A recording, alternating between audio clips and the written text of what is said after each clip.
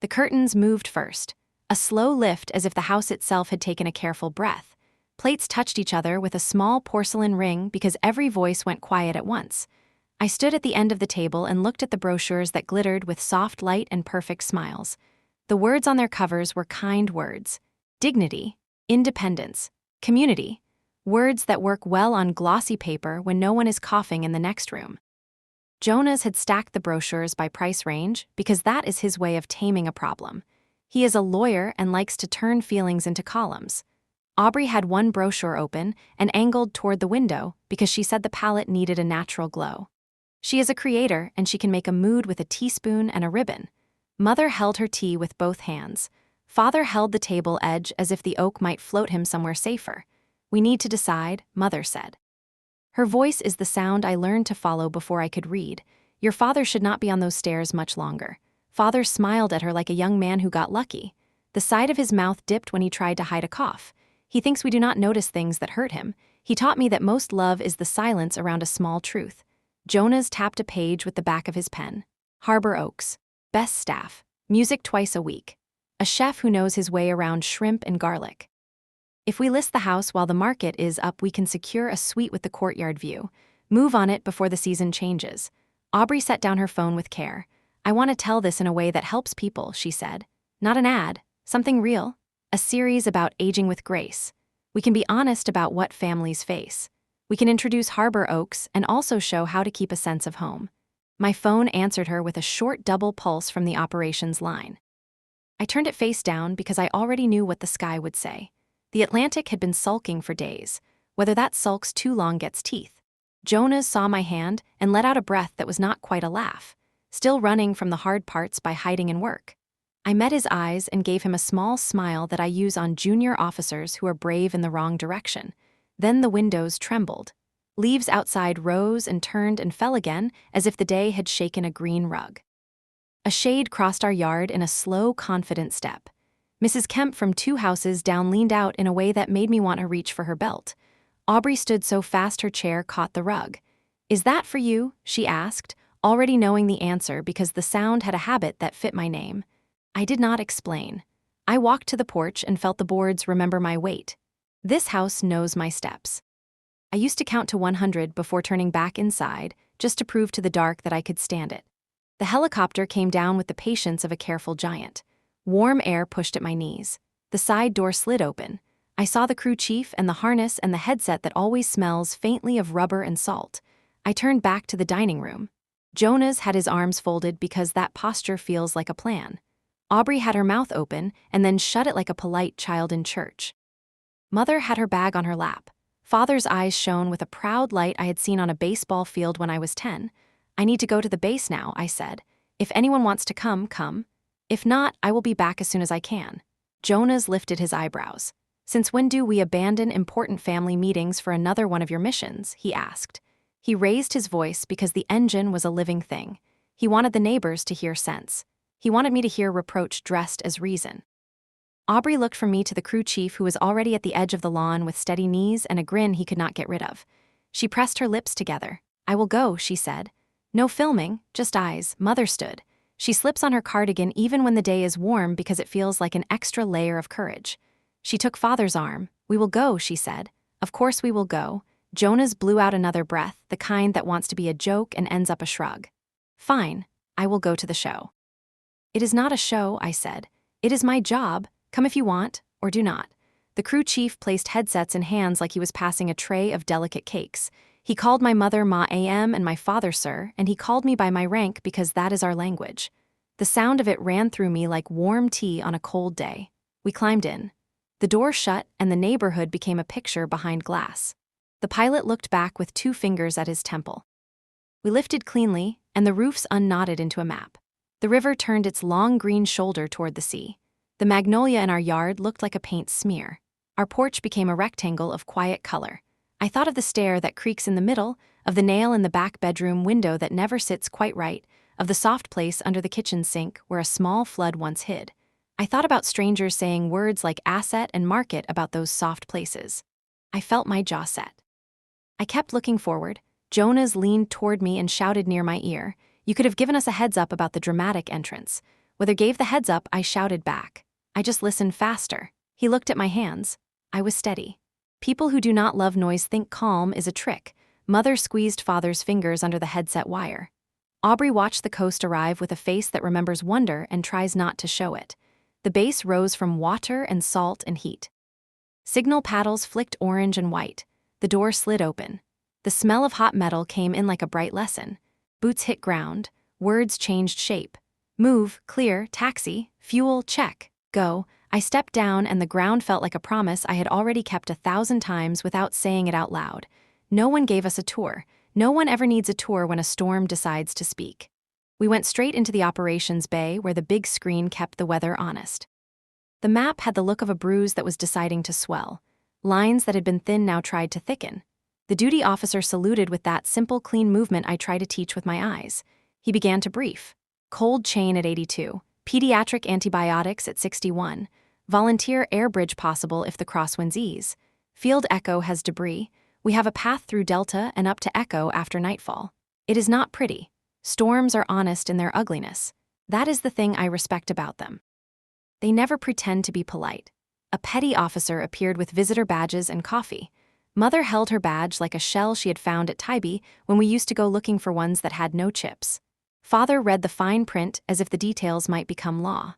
Aubrey took a paper cup and set it down untouched. Jonas looked around the way. A man looks at a shipyard when he does not know the price of steel. I gave 3 orders that were not dramatic and moved the whole day. Shift the first lift to medical only. Push thermal blankets to the second slot. Request 2 more crews from the partner wing for the overnight window. The duty officer repeated them, and the room took the sound and turned it into motion. We walked to the edge of the cold room so Mother and Father could see without getting chilled. A tech opened the door and held it for 3 long breaths. Blue light turned boxes into careful ice. Mother touched the metal frame with 2 fingers. Children first, she said, not as a question. I nodded because that sentence sits in my bones like a beam. A nurse crossed our path on the way to the clinic. She hugged a clipboard like it was a keepsake. She looked at me and then at my parents and then spoke too quickly. Quiet Harbor covered my scholarship. Sorry to say that here. Thank you. Her cheeks went pink. She hurried on with a small, proud smile that could light a hallway. Jonas stood a little apart with his phone at his ear, shoulder angled the way he does when he wants private air. I did not need the words to know the subject. He was talking to someone who turns roofs and doors into numbers. He was using phrases that make a home sound efficient. He was saying move on it while the market smiles. I put my palm on the warm glass of the corridor door. I thought of the magnolia and the railing Father sanded when I was 12. I thought how a house would sound if it could ask to be kept whole. Then I let the door swing shut and led them to the hangar. A pilot with sun-browned cheeks was washing his hands. He looked up and gave my father the smile saved for grandfathers. The weather is getting personal, he said. We will need to thread the needle tonight. We always do, I said. He looked from me to my father and straightened as if he had been measured. Sir, we will bring your daughter back in one piece. We always do. My father laughed like a man remembering a bicycle on a summer street. Bring the children home, he said. All of them. There are mission statements that fit on a wall. That one fits in a heartbeat. The geriatric clinic sits at the far edge of the base like a thought you keep safe. It was built quickly and with care, a combination you learn only after enough mistakes. Inside, there is a music room with a piano that drifts a little flat, which makes the chords sweeter than they might be if they were perfect. I took Mother in while Father spoke with a doctor about vitamins and balance and the stubborn knees that would not listen to stairs. Mother tried each chair as if they were people at a party. She paused at a shelf of board games and touched the edge of a box with 2 fingers. We used to lose to you at that one, she said. You counted better. I still count, I said. I just count different things. A staffer came through the doorway with a crate labeled pediatrics. She put it on the table and took a photo for inventory and made a small note about lot numbers. She had a star tattoo near her wrist and the kind of hum that cleans the air of worry. Mother read the label and then looked at me. Do you remember when you were 9? She asked. The fever. The doctor drove through rain with a bag like that. He held it as if it might fly away. I remember the kitchen light making a halo around his hair. I remember my father standing behind him with crossed arms and a brave face that did not fool Mother at all. I remember waking with a mouth like paper and the taste of tap water turning into mercy. I remember the feeling that the adults had made a wall around me without needing to say that word. We left the clinic, and walked past the high windows that carved the sunlight into squares. Mother stepped from square to square with a small, secret smile. A petty officer came the other way with a thin folder and a look of purpose that made me want to praise his posture. Last signature for the grant, Ma AM. He held the folder so I could read without taking it. The logo for Quiet Harbor sat in the corner. The initials at the side were small and dark and familiar. IP Mother saw them. She tilted her head with that look that used to make me confess to the empty cookie tin. "You never could lie to me," she said. I touched her hand. I did not try to lie. We walked on and the air felt lighter because the truth does that when you stop making it carry a disguise. We crossed the path of the night crew. The captain was a woman with a braid that had seen too much wind. She smiled with her whole face. "Caribbean," she said like a password. "We will dance with it again if we must." Jonas heard that one word and filed it like a note from a judge. He knew it mattered, and he did not yet know where to place it. Aubrey looked from the captain to me. Her eyes had a question I could not answer without turning my life into a lecture, so I just squeezed her arm and kept moving. Back in the operations bay, the map had changed from dark mood to sharp intent. The bruise had grown edges. The window for the volunteer air bridge had narrowed its mouth. The road to the smaller airfield had begun to look like a rumor instead of a plan. People stood closer and spoke with fewer adjectives. Someone put a fresh pot of coffee on and forgot to turn the label outward. I like them for that. I began to move blocks, push 2 pallets that feel important but are not urgent to the second day. Lift the pediatric meds and the insulin and the formula. Trade 1 crate of personal gear for 1 crate of IV starters. A voice behind me said quietly that the optics would be poor, and I said quietly that sick children do not follow our optics. Jonas appeared at my elbow with a folder he held like a shield. He had a tightness at his mouth that meant he thought he could save us from our own memories. "I need your signature to accelerate the sale," he said. "Good offers do not wait. We have to look decisive." I looked at my brother and saw a boy who used to build forts in the living room and call them castles where we were safe. He had grown into a man who builds castles out of paper and numbers. He is still trying to keep us safe. He is just using a map that forgets about the sound of stairs at night and the light across the kitchen floor in late afternoon. "Not now," I said. "We will talk soon. We will decide something we can live with. We are already late," he said. "For some things," I said and looked at the storm. "Not for this." I set his folder on the corner of the table and pressed the intercom. "Briefing in 5. The room adjusted around the words the way a body adjusts to a different step. Chairs scraped. Boots moved. The duty officer flicked through slides that mattered only for a moment because every slide in a storm is a draft. Mother touched my back with a palm that has found me across rooms for as long as I have had rooms. "Go do what you do," she said. "Bring the children home." I nodded and stepped into the briefing room. The whiteboard waited like a clean shore. The pilots sat with that look they get when a night flight is asking for skill instead of luck. The loadmaster had a pen behind his ear and 3 more in his pocket because that is how his mind feels balanced. The sergeant from earlier stood by the door with a list that was already too long. I took a breath that tasted like coffee and metal and memory. "The storm has changed its mind," I said. "So we will change ours. We will lean the first lift entirely into medicine. We will thread Delta at low weight and short ground time. We will not pretend that the road to Echo will hold past dawn. We will use the window we have instead of the window we wish we had. We will remember why we fly." The pilot with the braid grinned. "That last part is the good part," she said. I pointed to the map and drew a line with the tip of a marker. I felt Father in the back of the room, and I felt Jonas and Aubrey and Mother too. I felt the house inside my chest the way you can feel the shape of a key without looking at it. I thought of the porch and the magnolia and the board that creaks and the bedroom that faces the sunrise. I thought of strangers whose names we would never know waiting for bottles that rattle like hope. When the briefing ended, the room did not scatter. It shifted. People paired off with their work and with each other. The duty officer handed me the updated load plan. The nurse from the clinic stood in the doorway as if to ask for a promise I could not give. I gave her a nod instead. Sometimes a nod is the only promise that tells the truth. I walked my family back to the corridor. Jonas kept pace and stared straight ahead like a man who is practicing not to argue. Aubrey brushed my sleeve with her hand. "You look taller here," she said softly. I laughed. "It is the boots." "No," she said, "it is the work." We reached the glass doors again. Sun lay heavy on the tarmac. A crew rolled past with a crate that had a sound I knew. Formula. I felt a small, fierce joy that the world still contains milk for hungry mouths and people who will carry it in the dark. Father turned to me with that light still in his eyes. "You were always like this," he said. "Not louder than the room, just steadier." I looked at him and did not trust my voice, so I nodded. The intercom crackled. The first crew for the night rotation was spinning up. The map blinked. Somewhere inside that bruise there were rooms without power and parents counting breaths.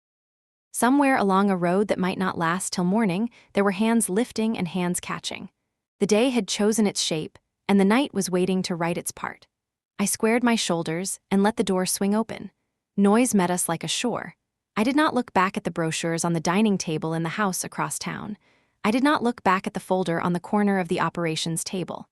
I looked at the work and stepped toward it because that is how you love a place without losing it. The noise outside the hangar was its own kind of weather. Engines starting, metal striking metal, voices braided through headsets. It had rhythm, not beauty, but rhythm is enough when you have to keep people moving.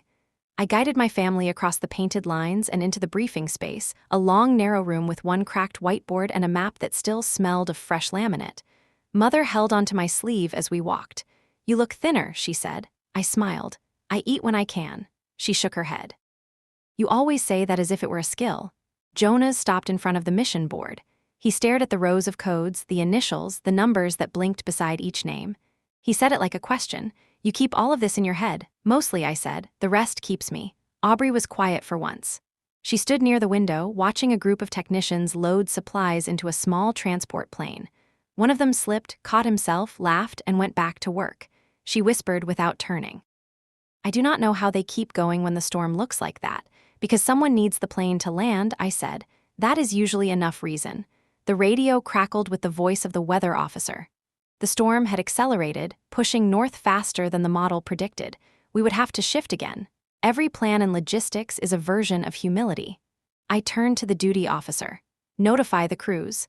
Move the first lift 20 minutes earlier. Confirm with the airfield that the runway lights will stay green until we clear."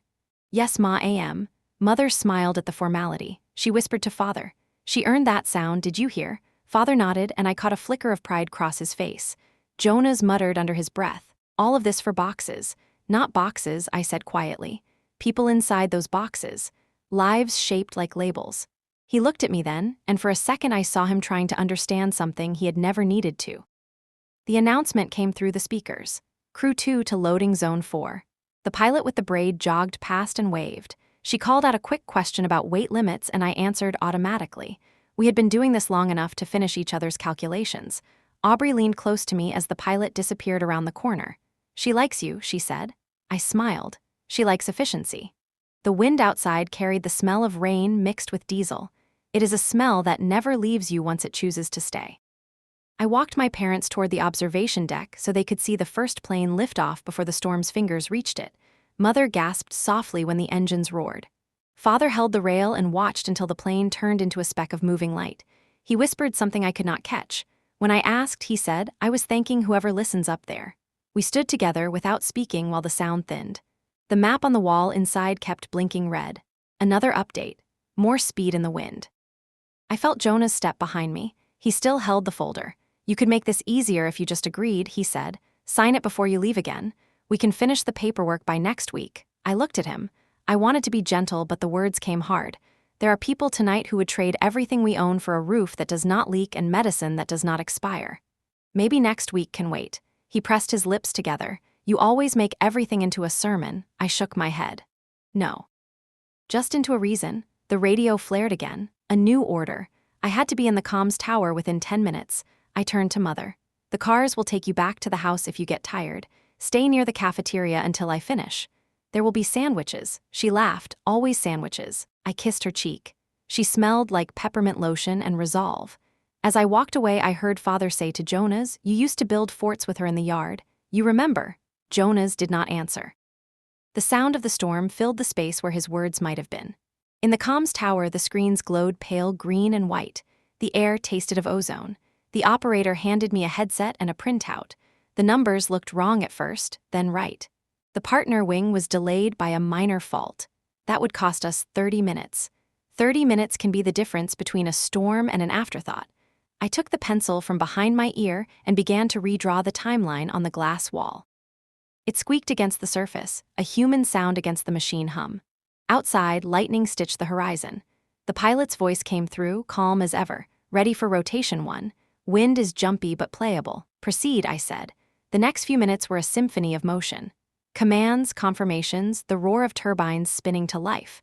The first transport rose into the gray with all the stubbornness of purpose. When I came back down from the tower, my family was waiting near the gate. The guards had found them chairs. Aubrey was showing Mother how to adjust the headset volume. Father was watching the radar screen with fascination. Jonas stood a few feet away, still holding the folder though the edges were softening from the humidity. He asked, "Do you even plan to come home after this?" I said, "I am home whenever I am doing what matters." He looked away. That answer hurt him because it was true and because it did not include him. The crew chief appeared beside me with a clipboard. "We have a narrow gap before the next band hits. Do we push the secondary load or hold?" "Push," I said. "If the road's close, we lose the chance." He nodded. I watched him walk away and thought about all the invisible moments that decide who gets to wake up tomorrow. Mother called to me softly. "You eat something before you go back out there." I promised. It was not a lie. There would be coffee and whatever the vending machine had not forgotten. The rain began like applause from very far away. We moved indoors. The sound filled the hangar roof like a drum. The lights flickered and held. Jonas finally put the folder down on a table and stared at it as if waiting for it to speak. Aubrey turned to him.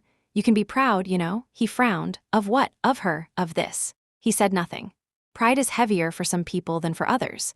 I looked at all of them standing there against the thunder, their faces lit by the cold glow of the monitors. I wanted to keep them safe from everything, even from my own distance. I wanted to hold every piece of this night still until morning came. The intercom clicked again. The next lift was ready. I straightened my jacket and looked at my father. He smiled. "Go," he said. "Bring them home." I turned and walked back into the sound, into the light that had no edges, into the work that never finishes but always calls you back. By morning, the rain had become a thin mist, the kind that makes everything look both clean and tired. The base woke early. Trucks rolled in from the supply pier, carrying what was left of calm weather. I had slept for 2 hours in a chair that did not mind being borrowed. The world outside was gray steel and coffee breath. When I stepped into the operations bay, the big screen was already alive again. The storm had changed shape overnight. It now stretched like a crooked arm across the islands we were trying to reach. Every line on the map was a question about timing. Every color meant somebody waiting. The duty officer handed me a tablet. "We lost power at Airfield Delta for 27 minutes. Backup generators are on, but we have no confirmation from the control tower." "Understood. Keep the rotation ready until we hear from them." He nodded and moved away. He never wastes more words than needed. I like that in people. Across the room, I saw my mother sitting with a blanket across her knees. Aubrey was beside her, showing pictures on her phone. My father was talking with a mechanic about planes he used to work on when he was young. Jonas stood by the coffee machine reading emails that probably told him what he already knew. It was almost peaceful until another alert popped on the screen. The first convoy had met debris on the coastal road. Nothing serious, but enough to delay them an hour. One more hour given to the storm. I poured coffee and leaned on the counter. Jonas came over, still holding his phone. "Do you ever stop?" "When there is no storm," I said. He smiled without humor. "So never, maybe never is safer than almost," I said. He pocketed the phone. They sent an updated offer. Higher than before. "If you sign today, Jonas, stop." He did. The room's hum filled the silence. Somewhere a wrench hit concrete and someone laughed softly. "You think I am the enemy," he said. "I just want to protect what is left of them. So do I, we just pick different tools." The briefing bell rang. Everyone shifted toward the front of the room. Maps changed again. New wind paths, new fuel estimates. A logistics officer from the partner wing joined us, his accent thick but his math perfect. We compared manifests until the shapes began to line up. As the meeting broke apart, the sergeant who managed the grant paperwork appeared at my shoulder. "Quiet Harbor confirmed funds for Harbor Oaks outreach," she said. "They are naming the new wing after your father's unit." "He does not know yet," I said. "Let him hear it later in person." "Yes, ma, I am." She hesitated. "You look exhausted." I smiled. "That is how people know I am working." The hangar doors opened for inspection. Light poured in, silver and wet. We stepped outside. The runway shimmered with puddles. The air smelled like burnt fuel and old salt. The pilots were already checking their lists, their eyes quick but calm. One of them waved me over. "Ma'am, we need to drop 60 kilos to stay inside the window." "Take it from the non-essential crate." That is the relief blankets, then take half. Keep the medical intact. He nodded. A choice made, a balance found. That is how most lives are saved, in halves. Aubrey appeared beside me with a borrowed jacket that hung past her knees. I did not hear her approach. She said, "They listen to you like you invented the sky." "They listen because they have to land again," I said. She looked at the pilots moving through the mist. "You think they are afraid?" "Everyone is afraid," I said. "It is what keeps us from making easy mistakes." Mother called out from behind. "Breakfast sandwiches," she said proudly. "The cafeteria girl gave me extras." She handed me one wrapped in paper that smelled of butter.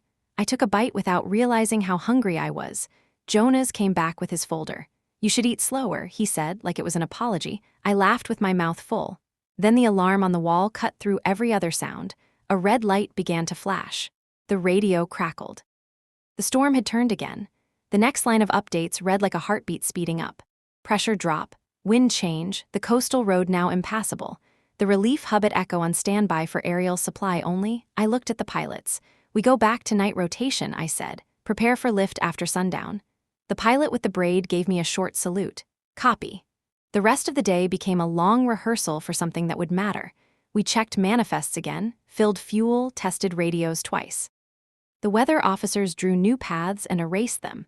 Jonas tried twice more to start a conversation about the house and stopped both times when he saw my face. Aubrey interviewed a medic for her own notes, but I noticed she never once lifted her phone to record. By dusk, the clouds had folded into a solid wall. The sea outside the base had turned the color of slate. I stood on the observation platform as the first drops hit the railing. My father joined me quietly. "I used to watch storms from the dock," he said. "They look smaller from land." "They are not," I said. "We just feel bigger when we are dry." He smiled, and I felt something inside me ease. The loudspeaker called my name for final checks. I turned. He caught my sleeve. "I am proud of you," he said simply. Then he let go. Inside, the crews were already climbing into their seats. Engines warming, cargo secured. I walked the line, touching each wing as if to remind the machines they were trusted. The braid pilot shouted over the noise. "See you on the other side." "Always," I said. Then the rain began for real, heavy and sure, as if the sky had decided that holding back was a sin. Night at the base is never fully dark. Floodlights wash the runway in silver, the way the moon used to light our old backyard when I was a child sneaking out to watch stars. The air hums with engines and distant thunder. I walk the perimeter with my jacket pulled close, clipboard tucked under one arm. The rain has thinned to a mist again, the eye of the storm pretending to rest before it bites. The crews move like clockwork. No one speaks louder than they must. Every order sounds softer in weather like this, as if sound itself knows to conserve energy. A medic secures the final crate inside the first plane, tapes the manifest to the lid, nods at me for confirmation. I sign without a word. She runs back into the light, her boots striking puddles that reflect the hangar's yellow glow. Inside, the operations bay is quieter now that the civilians have gone to the guest quarters. Only a few lamps burn. I can hear my father's laughter faintly from the hallway. He is telling a mechanic about ships that never came back but should have. My mother's voice follows, gentle, insisting that everyone eat something warm before the flight. Aubrey's laugh joins theirs, bright as a small fire in rain. Jonas, I know, will be in the corner somewhere still trying to solve a problem that does not want to be solved. I stop in front of the big map again. The red paths of the storm twist across it like veins. There is beauty in the precision of danger. It shows you what matters. I trace with my finger the line from our coast to the first drop zone. It is longer than it looks on paper. Everything important is. Jonas's reflection appears beside mine on the glass. He has changed out of his blazer into one of the base jackets. It looks too big on him. He says quietly, "The lawyer in me wants to tell you this is reckless. The brother in me knows better than to try. You could tell both parts to rest for once," I answer. He sighs. "Do you remember when we were kids and you always wanted to be the captain during our backyard adventures? You never let anyone else drive the cardboard boat. Someone had to keep it from sinking." He laughs a little, then shakes his head. "You still talk like storms listen to you." "They do not," I say. "They just respect persistence." A voice interrupts us. The pilot with the braid. "Ma am ready on both lifts. We are green across Delta, waiting on your mark." "Thank you, Captain. Proceed when ready." "Yes, Ma am." She disappears into the night, and soon the sound of turbines rolls over the hangar like a steady heartbeat. The walls vibrate. I close my eyes for a second, counting the rhythm. 4 strokes. Pause, 4 strokes. The sound of risk behaving. Jonas watches me. Does it ever scare you? Every time I say it has to. Fear is what reminds us that people are waiting. He nods slowly. Then he picks up the folder he had set on a table hours ago. He opens it, flips through the papers, and without a word tears the top sheet in half. It makes a clean, quiet sound. That offer can wait, he says. I look at him, surprised. Maybe you are right, he says. Maybe keeping something for memory is worth more than selling it for convenience. I smile, but do not answer. There are moments when silence is the only applause that fits. The storm deepens again. Wind crawls along the walls like fingers testing for weakness. The lights flicker but hold. I take a seat near the window and watch the silhouettes of planes rising one by one. Each lift leaves a gap that fills with night. Each return will bring new noise, new lists, new work. Mother joins me with 2 mugs of coffee. She sits without speaking. After a while she says, "You were always the quiet one." I thought it meant you were lonely. Now I think it meant you were listening. Listening is easier than speaking, I say. People tell you everything if you wait long enough. She nods, then glances at the door. Jonah's told me about the house. You bought it, didn't you? I keep my eyes on the runway. The storm throws sheets of water sideways. The answer stays between us, silent but understood. She reaches over and squeezes my hand. You saved the house before we lost it. You saved it the same way you save everyone else, without asking permission. I breathe out slowly. The air tastes like metal and rain. I wanted it to stay ours, I say, not for ownership, for meaning. She smiles. Meaning is a good reason. We sit together until the first radio call reports a successful drop. The voice on the other end sounds tired but proud. Supplies delivered, no damage, ready to loop back. Applause breaks out across the room, quick and subdued. Relief never lasts long enough to become celebration. I stand and stretch. The sky outside is pale at the edges now. The storm is sliding east, dragging its roar with it. The runway is littered with puddles and bits of wind-blown leaves. One of the mechanics waves to me through the window. His grin is wide and childlike. They did it. I wave back. Then I turn to find Jonas standing in the doorway, coffee in hand, his eyes softer than before. You really did buy it, he says, no longer angry. I nod. It will be part of a program for veterans. Weekend recovery stays. Free.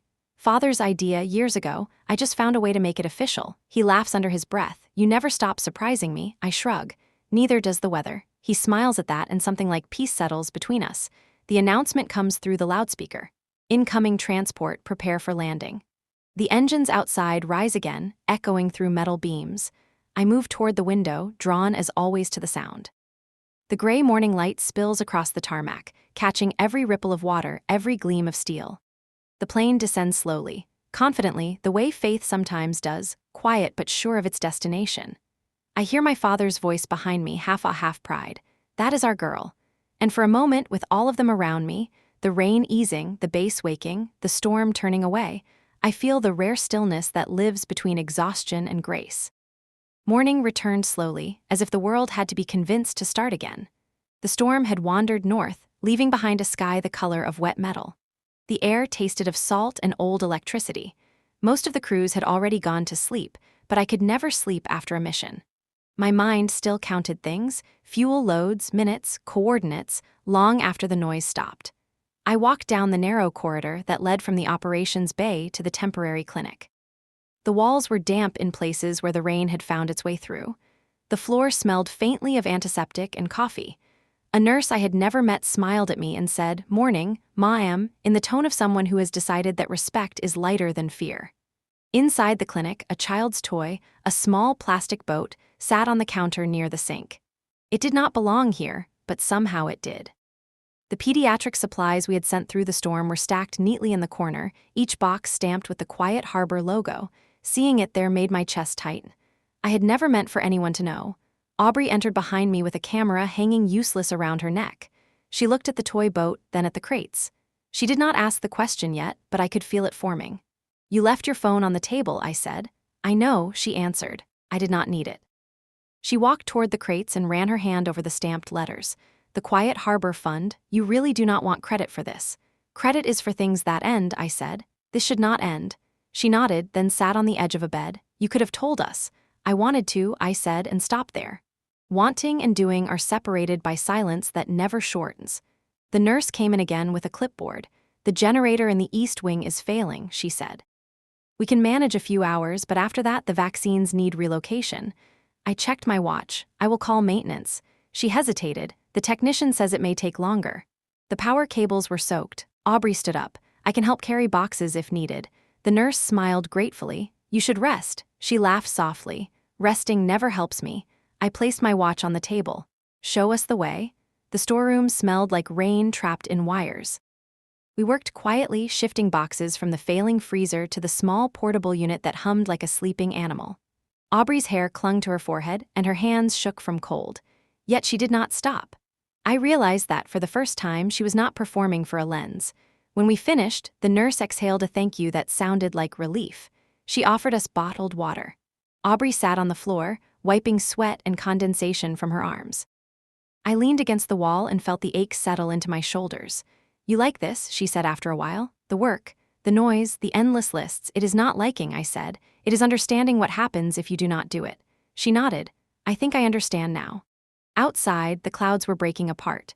The first line of sunlight cut across the hallway, a soft gold that made the dust look like glitter. My mother appeared at the end of the corridor, holding 2 cups of tea as if they were treasures. She looked at both of us and smiled in that quiet way that forgives more than it asks. Come sit, she said. You will make me dizzy watching you work. We followed her to the waiting area where Father and Jonas were already seated. Father had a newspaper spread across his lap. Jonas was half reading, half thinking. His face had softened since the night before. The folded contract papers were gone. Mother handed us the tea. She looked at me, then said to no one in particular, I always knew you were building something good. I just thought it would be smaller. Aubrey laughed. You still can't imagine her being ordinary, can you? Ordinary does not suit her, Father said. Ordinary never did. Jonas put down the newspaper. I spoke with the property agent this morning. The paperwork for the sale will not go forward. I told him we have other plans for the house. Mother clapped her hands once. Father looked proud, but I could see the shadow of worry too. Jonas continued, I think we can transfer ownership to a community trust under Quiet Harbor. It will qualify for grants. That way the Veterans Project becomes official. I stared at him. You did that already? He shook his head. You did, I just signed the last form. The air around us went still. The sound of distant machinery filled the pause. Aubrey leaned forward. So it is done. Almost, Jonas said. We need the founder's confirmation. I raised an eyebrow. He smiled slightly. I think she is sitting right here. I set my cup down. The tea trembled just enough to ripple. All these years of service, of leaving, of building things meant for others, and here was something that felt like coming home. Father folded his newspaper and looked at me. You see, he said, sometimes it takes a storm to clear the air. I laughed quietly. Sometimes it takes 2. Later that afternoon, I stood on the small observation deck again. The sky had decided to forgive us. The sea shimmered like a patient animal catching its breath. The aircraft that had flown through the storm were lined neatly in rows, their wings streaked with salt. People moved among them, checking gauges, patching seams, writing notes. It looked like a city rebuilding itself from the inside. I leaned on the railing. From here, the base seemed almost peaceful. Only the faint hum of generators reminded me that peace is never still. A voice behind me said, beautiful, isn't it? It was the pilot with the braid. She leaned beside me, still in her flight suit, hair damp with sweat. You made it back, I said. Barely, she laughed. We hit wind sheer near the coast. For a moment I thought we would end up visiting the fish. You always say that because it is always true. She paused. They told me about Quiet Harbor. That is yours, isn't it? It belongs to whoever needs it, I said. She nodded. That is why it works. We watched the horizon until the last cloud opened enough to let a thin streak of sun fall through. She looked at me and said, next mission will be harder. You ready? Always, I said. That evening the base felt suspended in a kind of quiet that did not trust itself. The storm had gone but left behind a strange weight, like a memory that refused to leave the room. People spoke softer. Even the generators hummed at a lower pitch, as if they knew the world was listening. I spent the afternoon writing reports. It is the least glamorous part of command and the one that matters most. Each number has to fit its place. Every small detail about cargo, delay, damage, weather, and crew becomes a sentence in a story that decides future funding. Precision is its own mercy. Outside my office window the sun slid low, turning puddles into mirrors. I could see Aubrey walking with Mother near the hangar, both of them laughing at something that required hands to explain. Father was sitting on a crate talking with a young mechanic who looked both intimidated and charmed. Jonas leaned against the railing with a notebook open but unread. For once no one seemed to be arguing about anything. It felt fragile and almost holy. A knock came at the door. The pilot with the braids stood there holding a small folder, the paper edges curling from humidity. She looked tired but satisfied. "The relief drop you ordered yesterday," she said. "I thought you might want to see the field report." I took the folder. She lingered. There was something else she wanted to say. "You know, Ma'am, the locals on that island, they kept asking about the officer who changed the route during the Caribbean hurricane years ago. The one who made the call that saved their clinic. They had a name on the wall. Paul, I think. Ivory Paul." I did not look up. "That was a long time ago," I said. She nodded. They never forgot. They said it was the first time in weeks they had seen sunlight on the beach after that night. She waited, but I did not answer. She gave a small nod of respect and left, closing the door quietly behind her. For a long time, I stared at the map on the wall. I could almost hear the wind again, could almost feel the tilt of the old plane when we flew through the eye. There are decisions that stay inside you like small animals, warm but restless. I remember the look on the pilot's face when I told him to divert fuel from our own tanks to carry the medicine instead. I remember the silence in the cabin afterward, the kind of silence that becomes prayer. A soft knock interrupted the memory. Jonas entered carrying 2 mugs of coffee. "I brought peace offerings," he said. He sat across from me, handed me 1 mug, and looked around the small office. "You always choose the smallest room," he said. "Smaller rooms listen better," I replied. He smiled. I talked to the lawyer handling the trust. "The paperwork is clear now. Quiet Harbor officially owns the house. The Veterans Committee will help with maintenance. We can start renovations next month." "That was fast," I said. "I used my charm," he said with a grin, "also your reputation." "They all wanted to help the woman who flies medicine through storms." I frowned. "How do they even know that story?" Jonas laughed. "You forget the world collects its heroes the way we collect shells. You can hide, but the tide still finds you." I leaned back, letting the chair creak. "I am not a hero. I am just the one who signs the forms." "You are also the one who decides who gets saved," he said. "That counts for something." He left soon after. I sat there until the light outside turned blue and the lamps inside turned gold. Papers rustled in the small draft coming from the window. My reflection in the glass looked older than I expected, but calmer too. Aubrey came in next.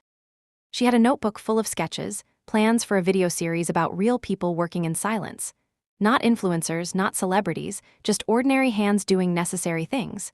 She flipped the pages for me. Mechanics, nurses, cargo handlers, cooks.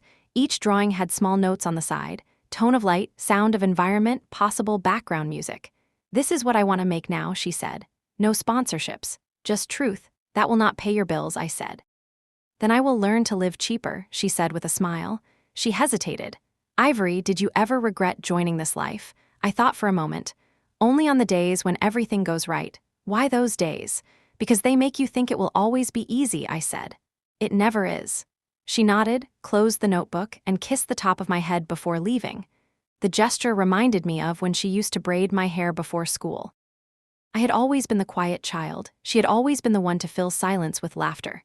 Now, in a strange way, we had traded places. Later that night, as the base dimmed its lights, I walked outside. The air smelled of jet fuel and wet grass. Stars had returned, hesitant but clear. I followed the path to the end of the tarmac where the old cargo hangar stood. It was empty now, only echo and shadow. I stepped inside. My boots made small sounds against the concrete. There on the far wall was a painted phrase the crew had added years ago: "Bring the children home," my father's words. Someone had copied them here after the Caribbean mission. The paint had begun to fade, but it was still legible. I touched the wall with my palm. It was cold and rough, like honesty. I whispered the words again to myself. Bring the children home. Every mission, every list, every sleepless night, all of it boiled down to that one sentence. It never stops being true. Footsteps behind me. I turned and saw my father. He walked slowly, leaning on his cane, but his eyes were bright. "Could not sleep either," he said. "Thought I might find you talking to the walls again." "Maybe they are the only ones who remember everything," I said. He smiled. "When you were little you used to talk to the refrigerator. Said it kept secrets." "It did," I said. "It hid chocolate." He laughed softly, then became serious. I saw the inscription. You know they used that motto for the foundation in Savannah. It is printed on every Quiet Harbor document. I looked at him. "You saw the files." "I helped design the first draft," he said. "You think I did not recognize my own words?" I smiled. "I wanted to tell you earlier." "You just did," he said. He took my hand and squeezed it. "I am proud of you, daughter, not because you lead or command, because you stayed kind." For a long moment we stood in silence, listening to the night settle around us. The waves against the shore were soft. Somewhere a plane engine coughed and stilled. When we finally walked back toward the barracks, the sky behind us was pale gray. Morning again, another beginning, another storm somewhere forming out of heat and need. And I knew then that there would always be another flight, another list, another reason to keep going. Not for medals, not for glory, but for that single sentence painted on a fading wall. Bring the children home. The second storm did not come with thunder at first. It came with silence, the kind that pulls sound out of the air. Even the sea seemed to hesitate. The weather station's monitors flickered all morning, thin lines of color trembling like a pulse on the edge of panic. By noon, the first alerts appeared. A tropical depression forming faster than expected off the southern ridge. The analysts at headquarters debated whether it would turn east or crash straight into the supply chain we had just reopened. I did not join the debate. I had learned long ago that storms never ask permission. The air on base grew heavy again, thick with humidity and nervous laughter. Mechanics hurried to check the planes, eyes squinting at the sky as if it might already be speaking. Crews rolled barrels of fuel under shelter, shouting instructions that no one needed but everyone liked to hear. I found myself pacing between the operations bay and the hangar, holding two radios, one for weather updates, one for logistics. The voices overlapped in my ears until the words became a rhythm. Numbers, coordinates, wind speeds, altitudes, the music of urgency. Jonas appeared around noon, a file under his arm and frustration in his face. "You have seen the new forecast," he said. I nodded. "Then why are you still preparing another convoy?" "Because forecasts are opinions until the sky confirms them," I said. He frowned. "And if it confirms them the hard way, then we fly faster." He laughed without humor. "You always think movement solves everything." I stopped walking. Standing still never saved anyone either. He wanted to argue more, but a new message arrived through the comm system, cutting him off. A supply convoy had stalled 50 kilometers inland, caught between rising water and a collapsed bridge. The signal was faint but clear enough. They needed an airlift before nightfall. I called to the nearest officer. "Prepare the lift schedule. Send the coordinates to both pilots." Jonas grabbed my arm. "Ivory, you cannot go again. Let the younger team handle this one." I looked at him. "This one does not have time for training." He shook his head. "You are going to break yourself." "Better me than the bridge," I said. He turned away, muttering something that sounded like a prayer and a curse sharing one mouth. Inside the hangar, the crews were already moving with that particular energy that only appears when fear and purpose shake hands. The pilot with the braid was inspecting her craft, voice crisp but calm. She looked up when I entered. "Heard the call," she said. "We fly light," I answered. "Supplies only, no extras, understood." Aubrey ran in behind me, hair still wet from the rain.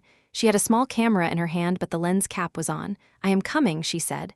"No, you are not." She crossed her arms. "You always say that. And I always go anyway." "This is not a movie set," I said. She smiled. "That is why it matters." I wanted to argue, but the look in her eyes stopped me. "Determination runs in our family like an inherited heartbeat." I sighed. "Stay near the rear cabin. Do not unbuckle until we land." "Deal," she said. Mother and father appeared next, holding umbrellas that had lost the will to stand upright. Mother's cardigan was soaked. Father looked pale but stubborn. "You are flying again," he said. I nodded. He nodded back. "Bring them home, always."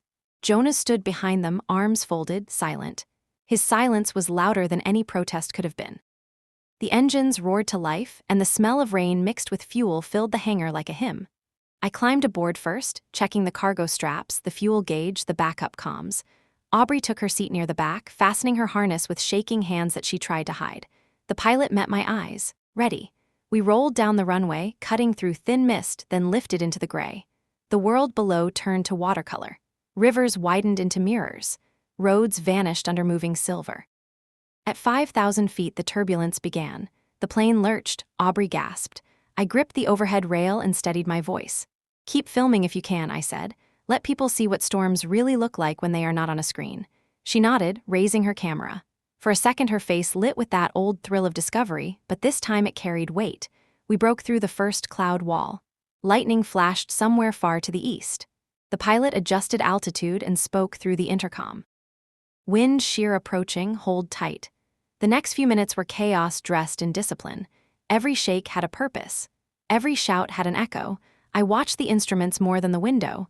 Numbers can be more honest than sight. Aubrey whispered, "It is like the sky is breathing." "It always is," I said.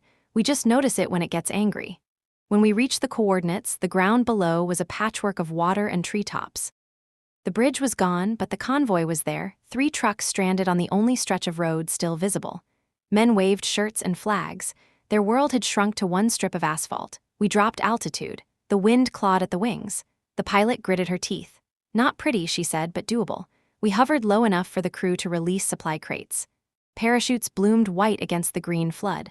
One crate missed the mark, splashing into muddy water. The others landed well.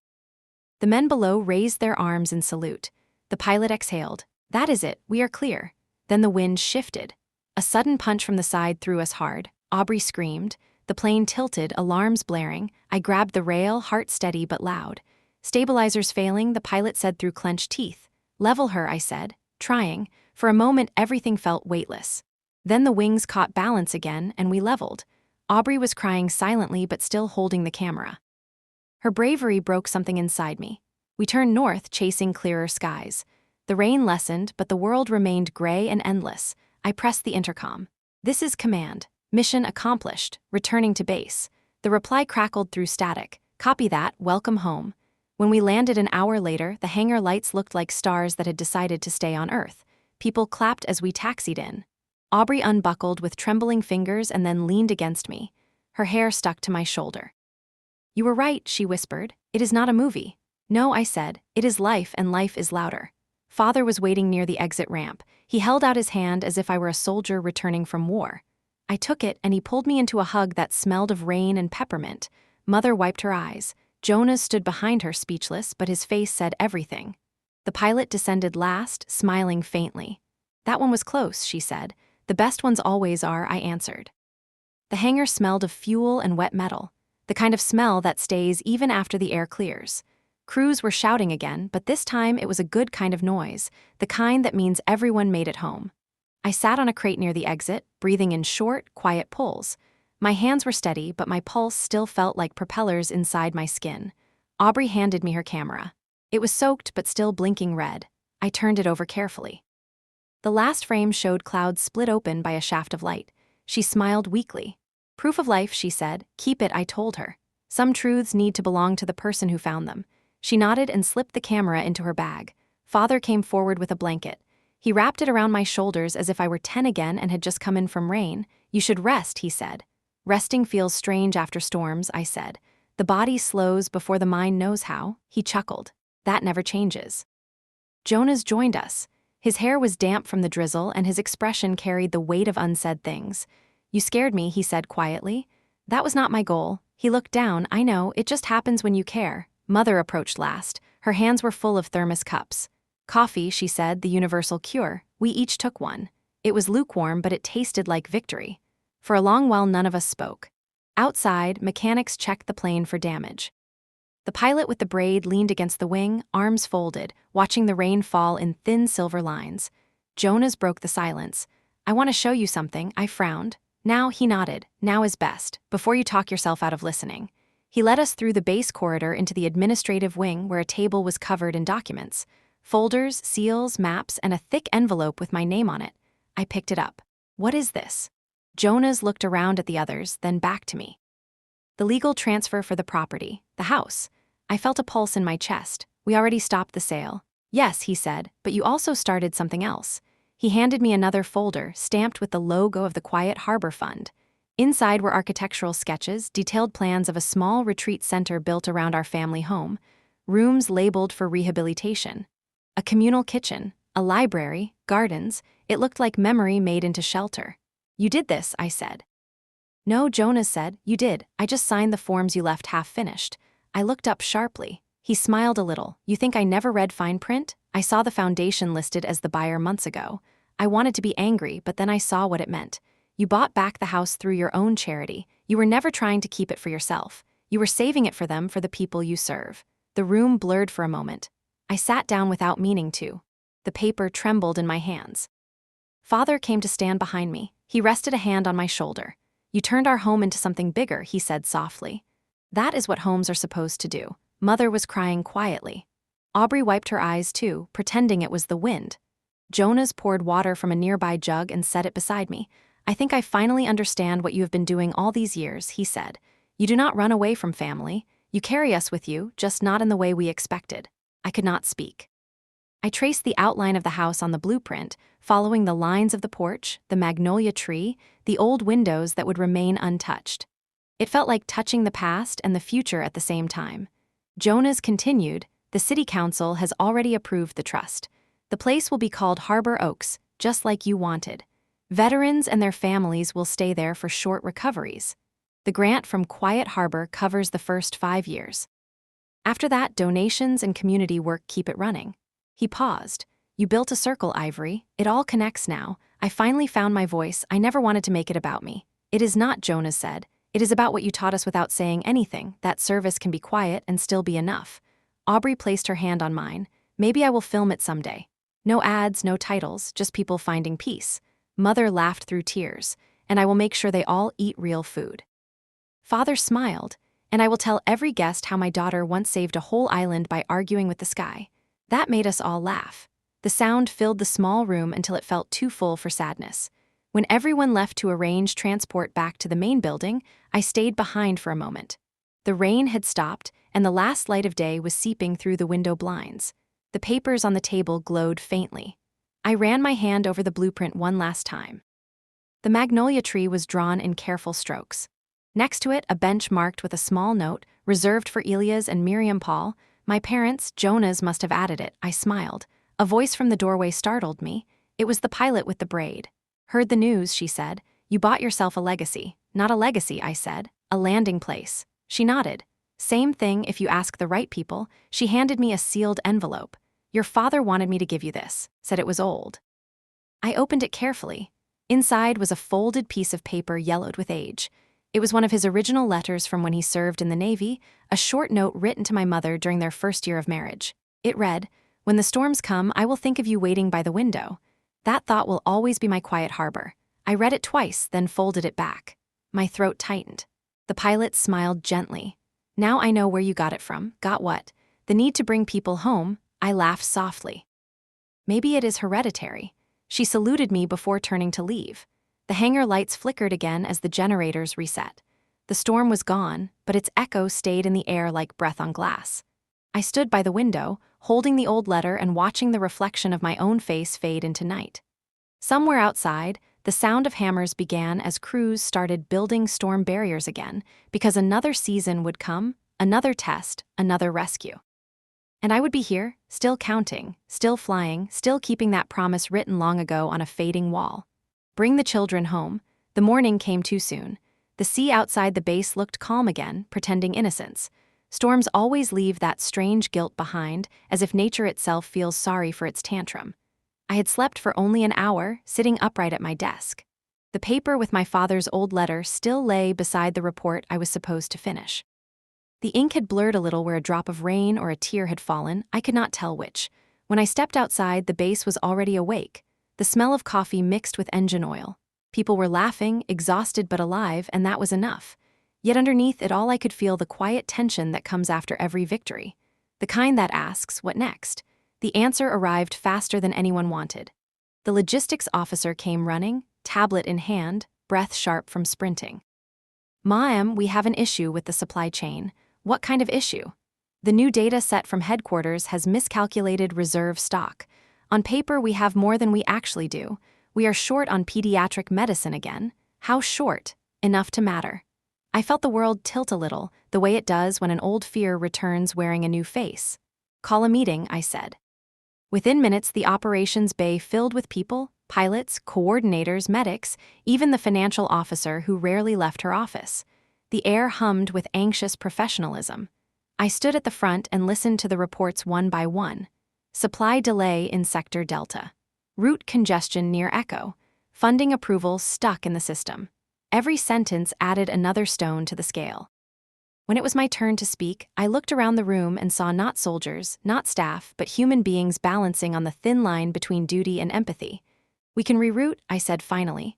"Move the last crates of antibiotics from our own stockpile." The financial officer frowned. "That would violate procurement protocol. Headquarters requires clearance." "I know, you could lose your position for that." I smiled faintly. "Then I will have more time to fill out paperwork." A small ripple of laughter broke the tension. Even she smiled a little, though she shook her head in disbelief. Jonas was leaning by the door, arms crossed. He had joined quietly halfway through the briefing, his face unreadable.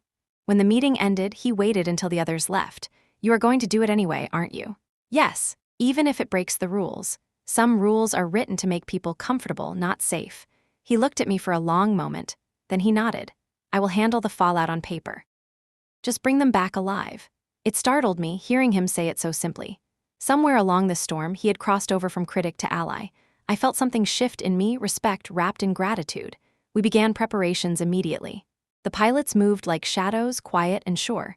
The warehouse teams packed the crates, sealing them with wax and signatures that would never match the logs. Every movement carried the soft hum of defiance. By late afternoon, the sky had turned strange again. Not angry yet, but restless. Clouds sliding over the sun like thoughts refusing to stay clear. I stood outside the hangar and watched the horizon. My reflection shimmered faintly in a puddle at my feet, bending with the wind. The pilot with the braid came over. "Heard the plan," she said. "Risky. Everything worth doing is," I replied. She laughed softly. "You sound like the inscription on that wall again." "Bring the children home," I said. "Exactly." Aubrey appeared next, holding a clipboard and wearing a look that meant she already knew she would not be left behind. "You are staying this time," I said. She shook her head. "If this is the last flight before they find out, I want to see it." I sighed. "You are stubborn." "Family resemblance," she said. We loaded the crates under the cover of twilight. The hangar lights flickered like candles, throwing long shadows across the floor. Each box carried more than medicine, it carried belief, the idea that compassion does not need permission. As the engines roared, I felt that familiar mix of fear and calm. It was almost comforting. The pilot's voice came through the headset. "Ready when you are." I looked once at Jonas standing near the gate. His face was unreadable, but he raised his hand in a small salute. I returned it. Then we lifted off. The world fell away beneath us again, replaced by a landscape of silver clouds. The sun had already disappeared behind the front line of the next weather band. We flew low, chasing the last of the light. The air grew rough. I tightened my harness and stared at the horizon. Aubrey's camera was rolling again, its small red light blinking. She caught the reflection of the setting sun on my face. "What does it feel like?" she asked, "knowing you might get in trouble for this?" I smiled without looking away from the window. "It feels like doing the right thing in the wrong language." She laughed softly. "That is going in the film. You better finish it before they confiscate your equipment." She leaned back. "Maybe I will call it Quiet Harbor. You already have the name," I said. "Just tell the story right." The rest of the flight passed in broken silence, radio chatter, turbulence, quiet prayers. When we reached the drop zone, the pilot turned to me. "Ready, do it," I said. The cargo door opened. Wind tore through the cabin, fierce and cold. Crates slid out one by one, parachutes bursting open below. I watched them drift toward the flooded plains, each one a small defiance against bureaucracy. When the last crate was gone, I closed my eyes. For a moment, everything inside me settled, the noise, the weight, the endless responsibility.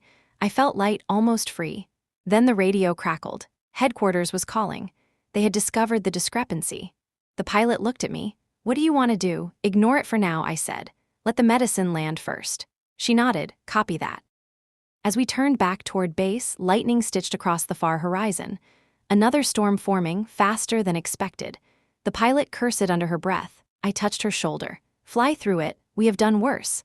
The plane shook as if agreeing and protesting at the same time. Aubrey gripped the seat beside her. The camera slid and hit the floor. She did not care. Her eyes were wide, not with fear but with something sharper, belief. When we finally broke through the edge of the storm, the base lights appeared like a constellation below. Home again, against all odds again. As the wheels touched the runway, I exhaled for what felt like the first time in hours. The pilot turned to me. "You know this will not stay quiet," she said. "I know." She smiled. "Then let it be loud for the right reasons." The next morning began with the sound of footsteps.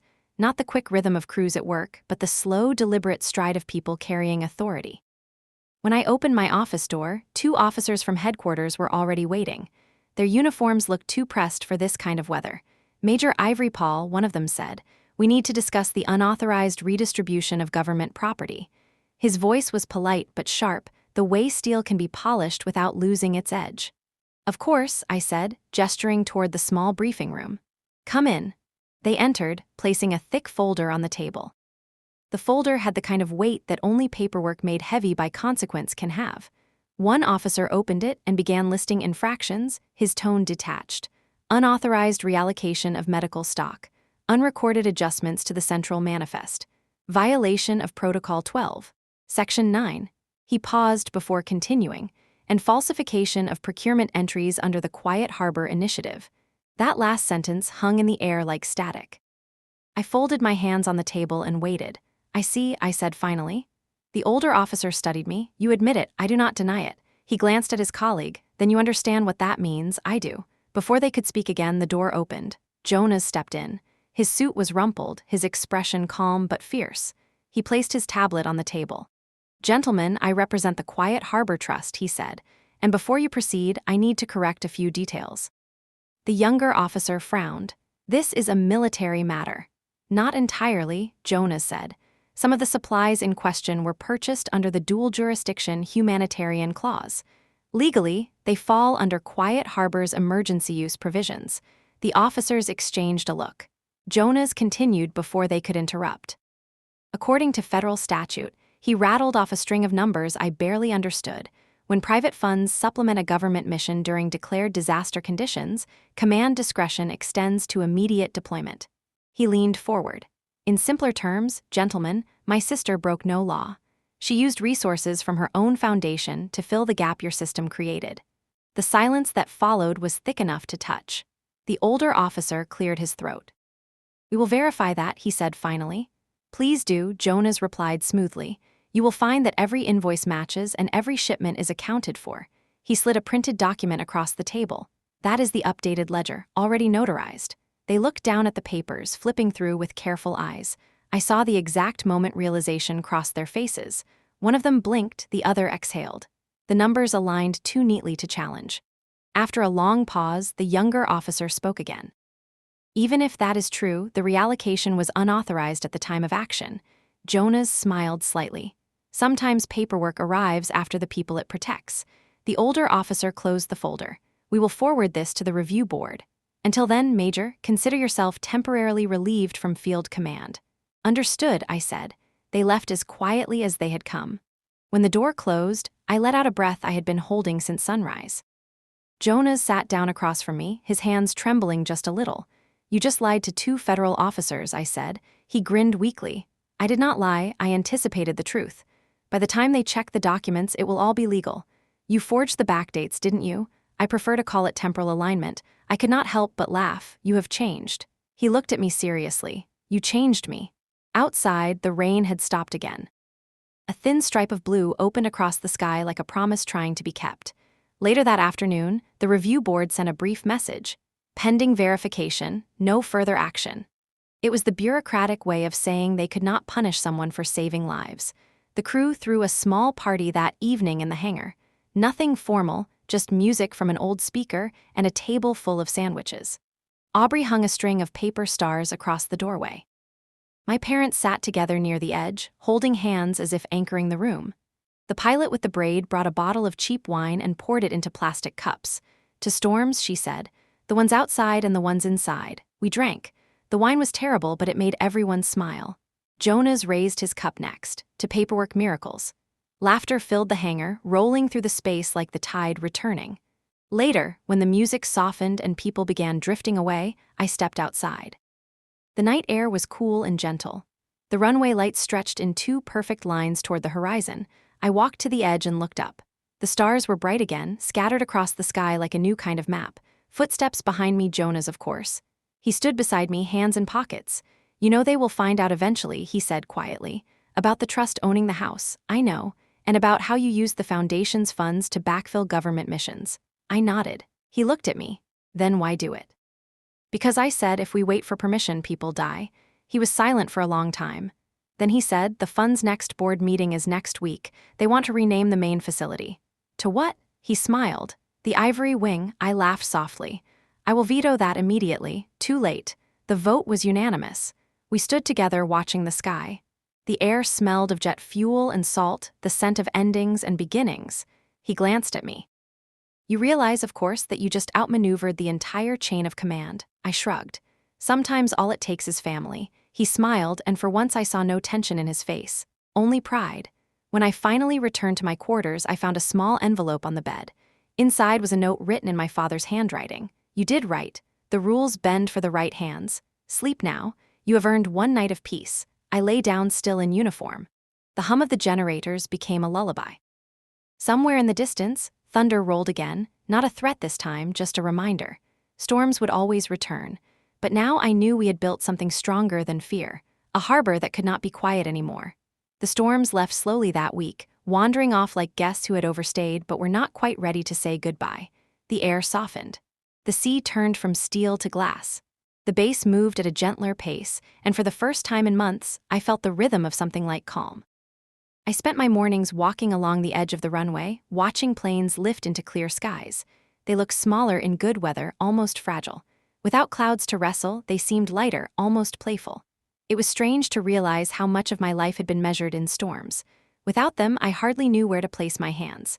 The review board closed my case quietly. No reprimand, no medal, just a short message that read, "Matter resolved. Commendation deferred." It was their way of saying, "We will pretend this never happened," which suited me fine. The work continued. That was all that mattered. One afternoon, I visited the construction site that had once been our home. The magnolia tree was still there, its branches heavy with new blossoms. The scent caught the sunlight and drifted down the hill. Workers were clearing the yard, laughing over the hum of saws. The porch had been reinforced, but kept its old wooden steps. Jonas stood on them, giving instructions with the kind of authority he used to reserve for courtrooms. When he saw me, his face broke into an honest smile. "I thought you would be in meetings," he said. "They can wait. I wanted to see what home looks like under reconstruction." He laughed. "Looks messy." "It always did," I said. Mother came out carrying 2 glasses of lemonade. She handed me one, then looked around approvingly. "Do you believe it?" she said softly. All this was nearly gone. I looked at the house. The new beams caught the sun, golden against the fading paint. It was as if time had chosen to meet us halfway. Aubrey arrived moments later with a group of volunteers, camera slung across her shoulder, her face flushed from the heat. She waved. "Ivory, we are recording interviews today. You are next." I groaned. "I thought you said this was about other people." She grinned. "You are other people now. Come on." I followed her to the half-finished garden where a wooden bench sat beneath the magnolia. She set up her tripod, adjusted the frame, then pointed. "Sit there. The light is good." I obeyed. The camera's small red light blinked on. Aubrey sat opposite me, notebook in hand. "Okay," she said. "Simple question. What made you start all this?" I looked at the lens, then at her. The truth seemed too big for the space between us. I thought for a moment before answering. "Because I wanted a place where people could stop running," I said. "A place that does not ask who you were before you got here."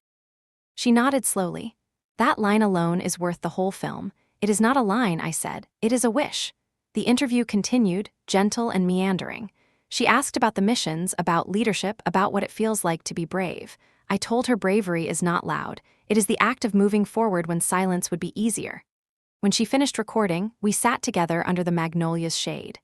Bees circled the blossoms, and the smell of cut wood carried on the wind. For the first time in a long while, I felt something like peace. Mother called us for dinner, and we walked toward the house. The kitchen was unfinished but functional.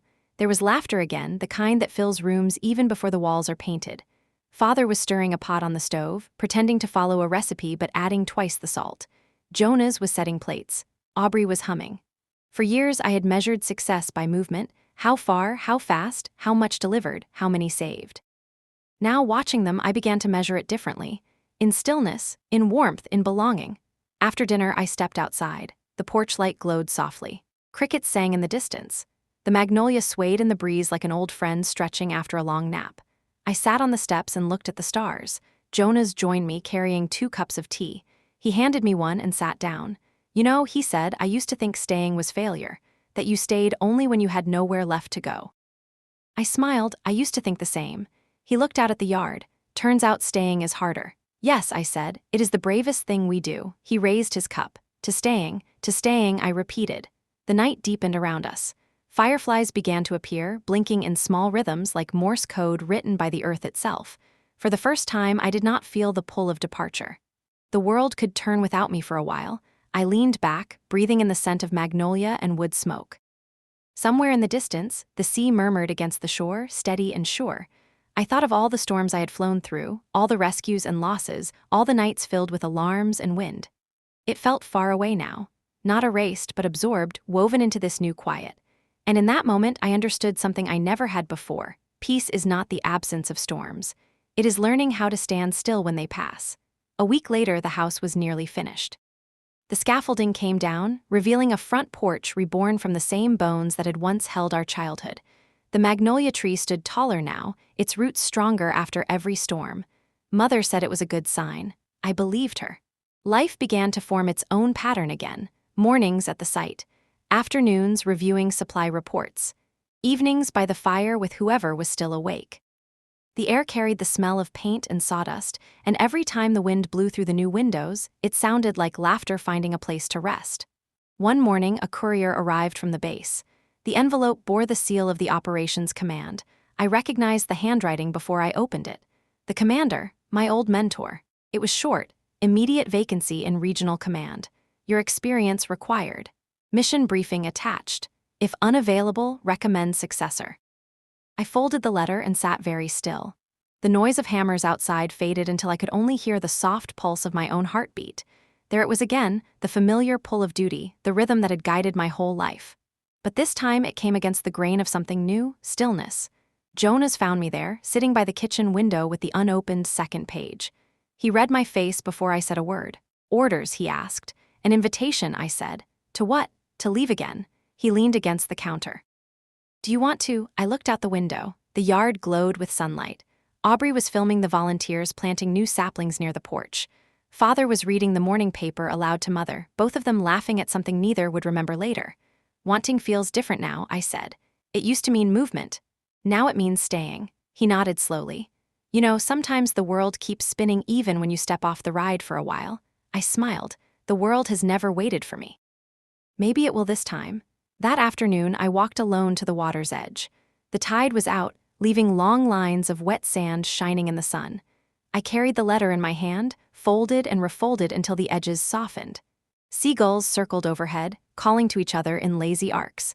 When I reached the old dock, I sat down and read the message again. Each word was written with respect and expectation. I could almost hear the commander's voice saying my name the way he used to, like a question that was also an order. I closed my eyes. The sound of waves was steady and patient. The world did not need me to decide immediately. It was content to wait. Footsteps behind me. Aubrey, of course. She sat beside me, swinging her legs above the water. You got the letter, she said. You saw, Jonas told me.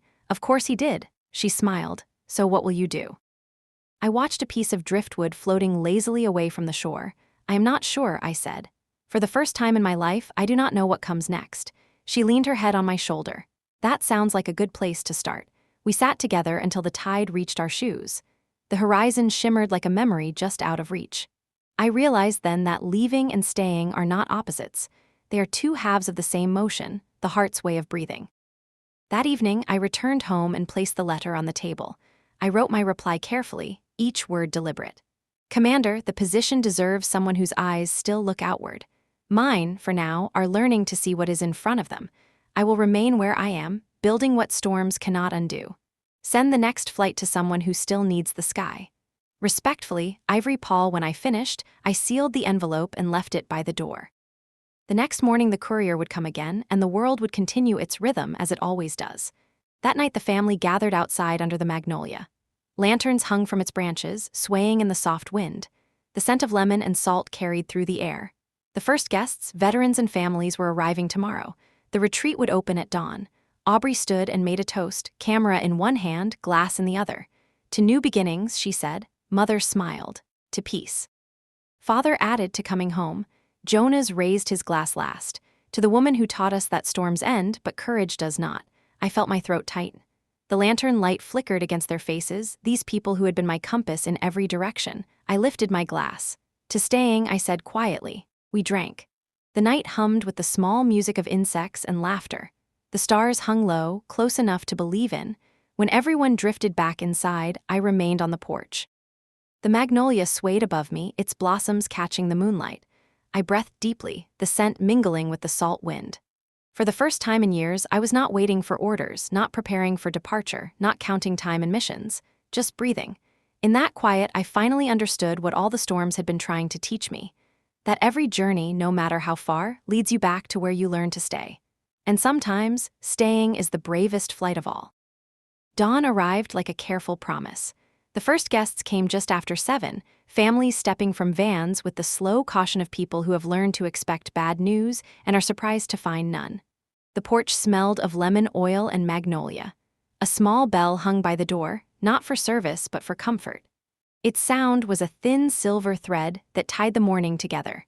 Mother greeted each person as if they were distant cousins. Father stood near the steps in his best shirt, a hand on the rail, a hand extended to whoever needed help with the last few inches.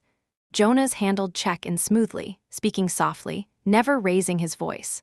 Aubrey moved through the light with her camera down by her side, recording with her eyes instead. Inside, the house had become many houses. A reading room with low chairs and warm lamps. A small studio where a volunteer music teacher tuned an old piano. A kitchen where the smell of cinnamon floated over the clink of mugs. In the back, the garden stretched into its new self, paths curving around fresh beds of herbs and the old magnolia. The bench with my parents' names sat in the tree's shade as if it had always been there. I wore no rank today. I wore a blue dress that felt strange on my shoulders and comfortable in my skin.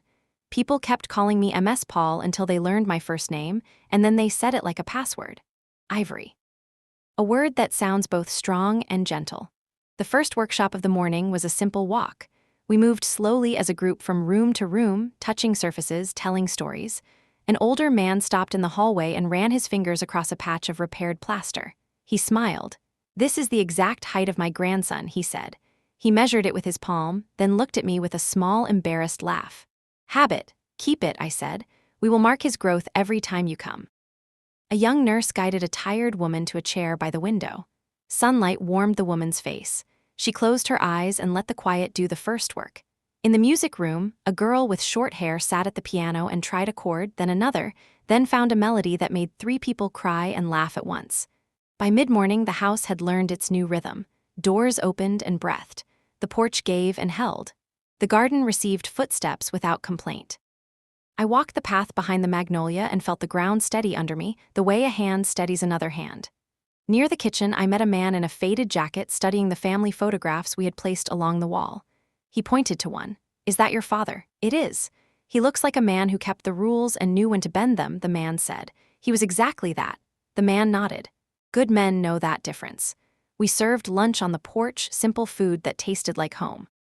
Bread still warm from the oven, chicken soup with too much parsley, a bowl of peaches in syrup that made everyone quietly happy.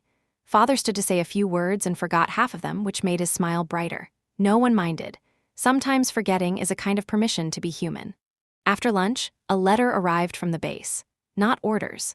A note. The commander wrote that the review board had closed the investigation entirely and attached a single line that sounded almost like a blessing. "Keep doing what works. The world will follow later." I read it aloud to Mother and she laughed. "Imagine that," she said, "an institution learning to breathe." In the late afternoon, the volunteers strung lights across the garden. The bulbs looked like small moons caught in a net. The music teacher moved the piano bench closer to the open door so sound could drift outside. A child chased a moth across the grass with the serious focus of someone discovering an important secret. As the sun lowered, I slipped away to the back room where we had placed a small desk near a window. The drawer held a stack of blank cards and a fountain pen that used to belong to my grandfather. I took one card and began to write notes to the families who would sleep here tonight, not instructions. Welcome, a map to the kitchen light, a reminder that the porch does not mind footsteps at any hour. When I finished the last card, I noticed an envelope tucked behind the drawer. Father's handwriting again. The paper was thin and careful. For Ivory to be opened on the first night. I carried it to the magnolia bench and sat with my knees closed together like a student.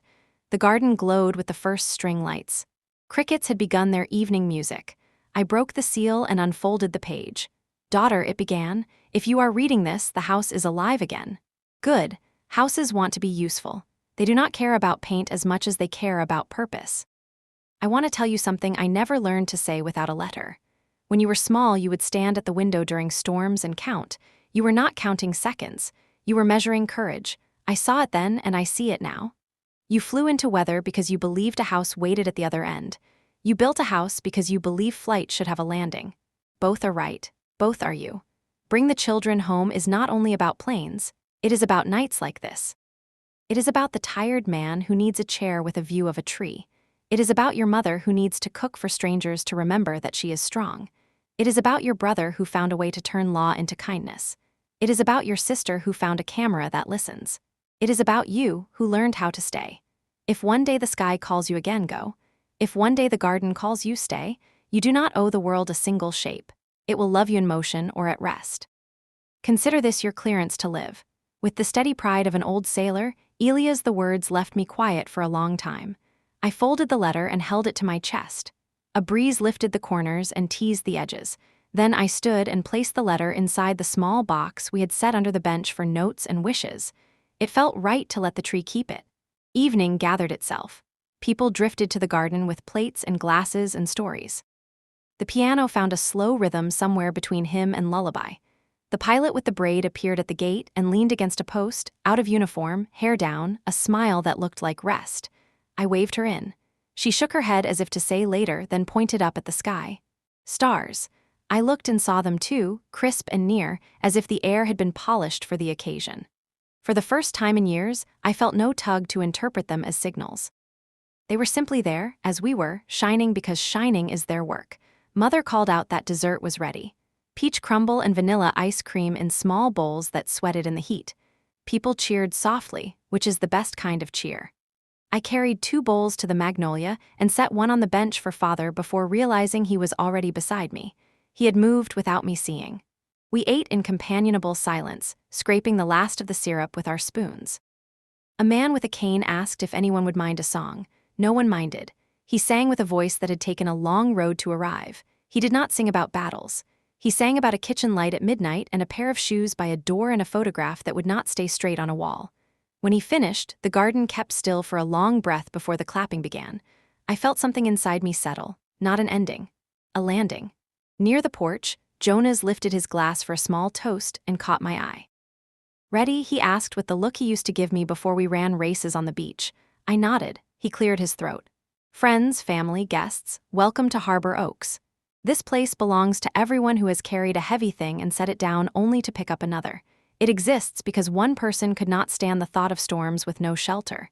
He looked toward me, then away, careful of my dislike for praise. We do not have speeches here, he said. We have chairs. If you need one, take it. If you have one to offer, pull it closer. Laughter moved across the tables like a calm tide. People sat a little deeper. Someone poured more tea.